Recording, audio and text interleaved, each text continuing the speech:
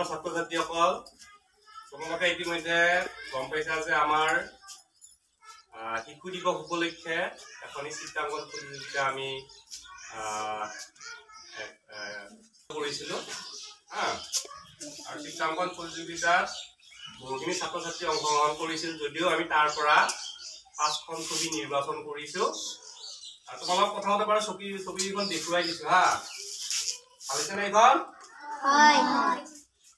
এইখন চোৱাচোন, এখন দেখিছা? কোন হয়? জৱাহৰলাল হয়নে? এনেকা আমি ছবি আঁকা প্ৰতিযোগিতা পাতিছিলোঁ হয়নে?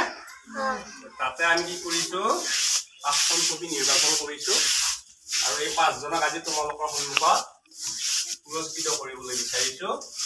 গতিকে পোনপ্ৰথমতে আমি পুৰস্কাৰ দিব বিচাৰিছোঁ ফৰিদুল ইছলাম। ফৰিদুল ইছলাম আগবাঢ়ি আহা। ফৰিদুল নাই নেকি? ঠিক আছে। দ্বিতীয়তে তাছলিমা বেগম। তাছলিমা আমাৰ ওচৰতে আছে। বাইদেউৰ হাতৰ পৰা এটা তুমি বাইদেউৰ হাতৰ পৰা পুৰস্কাৰটো ল'বা। চবে তালি মাৰিবা দেই। আহা নাছিমা খাতুন। ওচৰতে আছে। পুৰস্কাৰটো লোৱা বাইদেউৰ হাতৰ পৰা। 4 নম্বৰ আছে।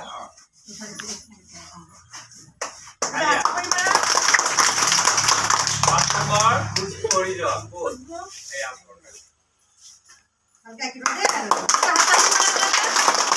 তোমালোকে সেইদিনা প্ৰতিযোগিতাত বহুতে অংশগ্ৰহণ কৰা নাই, কিন্তু অংশগ্ৰহণ কৰিব লাগে। কৰিলে তোমালোকে শিকিব পাৰিবা, লগতে পুৰস্কাৰ লাভ কৰিব পাৰিবা, হয়নে নহয়? গতিকে আগলৈ যেতিয়া আমি চিত্ৰাংকন প্ৰতিযোগিতা বা অন্যান্য কিবা প্ৰতিযোগিতা পাতো, সকলোতে অংশগ্ৰহণ কৰিবা। ঠিক আছে? পুৰস্কাৰ পালে মনটো ভাল লাগে ন?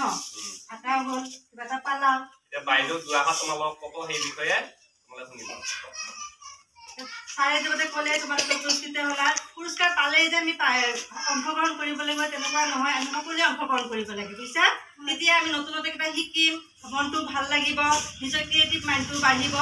নেক্সট কিবা প্ৰতিযোগিতাত তুমি সকলোৱে অংশগ্ৰহণ কৰিবা দেই। পুৰস্কাৰ পোৱা নোপোৱাটো পিছৰ কথা, বুজি পাইছা? কৰিবা নে সকলোৱে অংশগ্ৰহণ?